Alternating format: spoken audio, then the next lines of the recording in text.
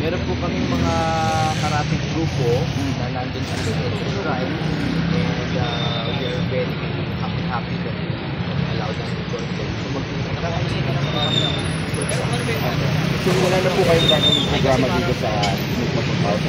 wala na po dito sa PCO, pero dito sa Special. Umatas ka na lang naman? Oo. Ano po ang dahilan? Bakit daw po din ngayon? So I try to be as respectful as possible, especially with the PC government was able to us.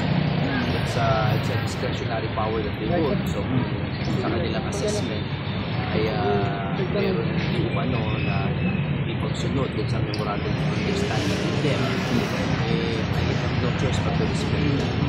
Kung meron ng panahon, siyempre I would like to appeal that sana kasi napaka-peaceful naman po ng ating gathering. Pero bilang as it may, nandyan na yan, we'll just go to and subscribe. Ano po, nabanggit mo ba kung ano yung vibe?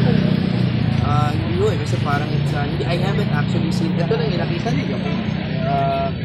Supposedly, merong na-violate na one of the terms and conditions of the rally permit.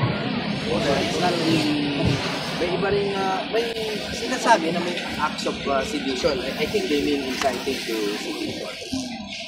And of course, I disagree, but I respect and disagree. Kasi wala naman, nandun ako the whole time, no? At wala naman ako narinig na mga keywords na parang labag sa bata. Pero again, discretionary power na yan.